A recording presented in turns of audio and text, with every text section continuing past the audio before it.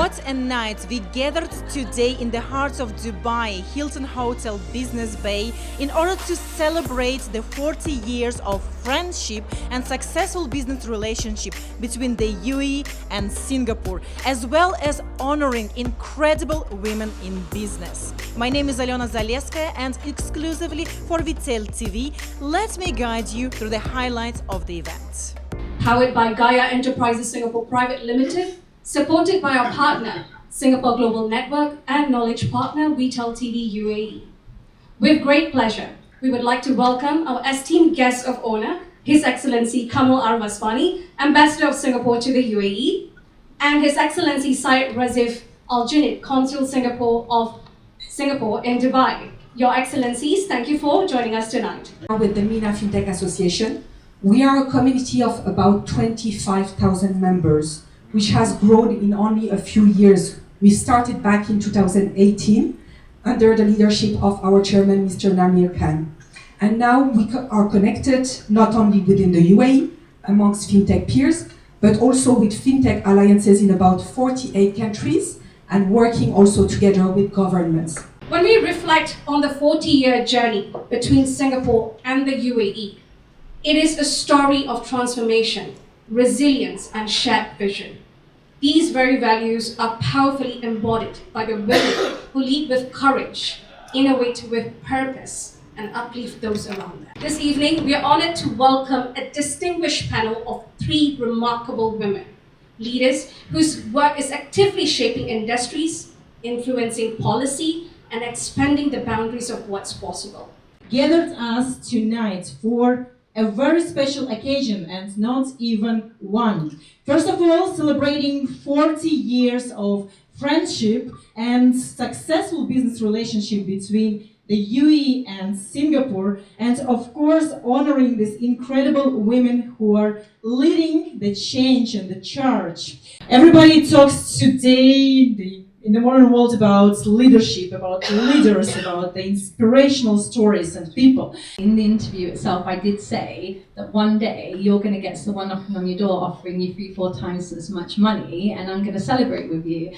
And I think it's a very different movement, right? You can even push people up, but your job is to elevate. By the end of the day, it's how you interact with people. I don't think the title is the one that commands the respect, it's how you treat people.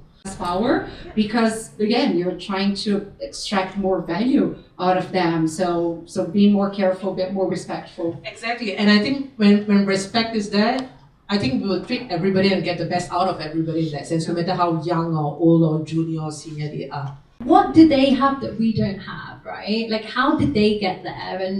And you know, are they in businesses? Are they like, is it old money? Like, what is it? Right? So the first pivot was doing the round the world trip. The second pivot was deciding to stay in the Silicon Valley. So because of my background in technology and innovation and strategy and entrepreneurship, I really wanted to experience what the Valley had to offer. So I guess for me, my career has essentially been that, so to speak, right? It's what sparks me, what problem am I solving? That's the key question that I always ask myself.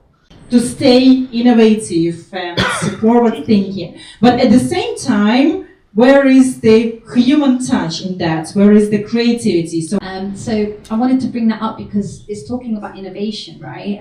Now, in order for a brand to survive, you have to be blogging, you have to become a content creator, and we were doing that 5 years ago, right? So I do believe that we need to change the way we do marketing. Beyond the technology, beyond the computer, beyond the Gen AIs of the world, when we have these spaces to connect with each other, those are the main sources of innovation. But I think the more important part actually to think about is what problem are we really solving, right? People want things to be better, easier, more accessible, convenient, right? More democratized so that more people can get the opportunities.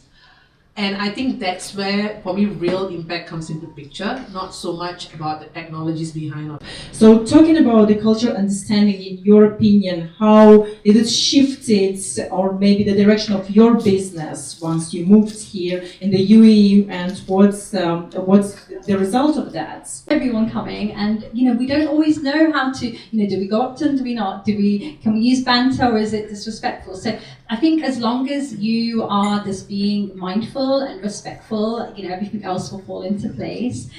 And one of my superpowers is my energy. And make sure that the job is given to whoever can deliver on the standard, regardless of their gender or whatever else. Maya and Meenakshi, it's truly been an honor and pleasure to lead this discussion with you. And for our audience, I hope you enjoyed it a lot. Thank you again for being part of this milestone celebration. Here's to 40 years of friendship and a future filled with possibility. Thank you.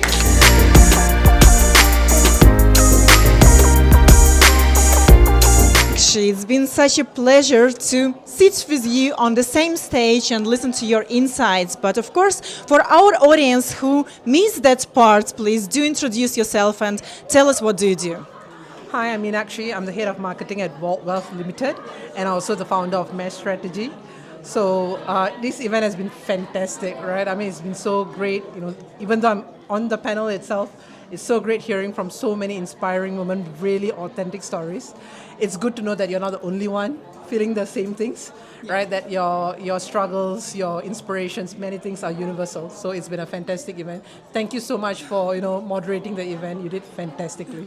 Maya, what an incredible story you have shared tonight, and lucky those who were present with us. But please, for those who are watching us online, can you tell us what do you do? So my name is Maya. I'm an entrepreneur and I've got a furniture business in a couple of countries, and our latest venture was here in Dubai. So I'm a co-founder with my husband.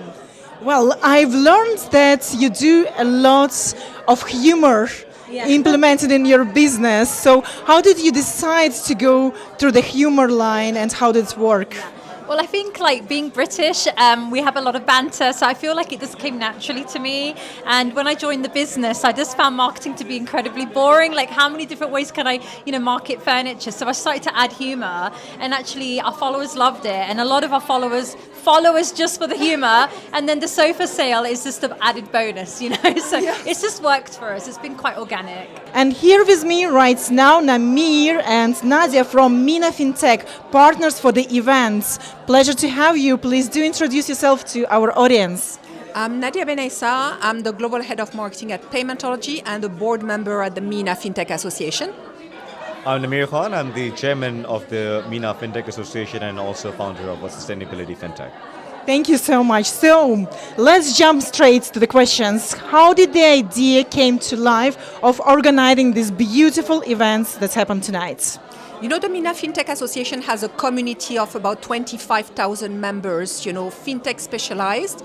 And when we spoke to Anita from the Singapore Business Council, they have their own community as well of business people, leaders within different industries. And we wanted to bring, both worlds together and especially discuss about women leadership, because we have some, women leaders from Singapore and beyond, doing some business here in the region, being very successful. So it was great to have them on stage to share their learnings with us.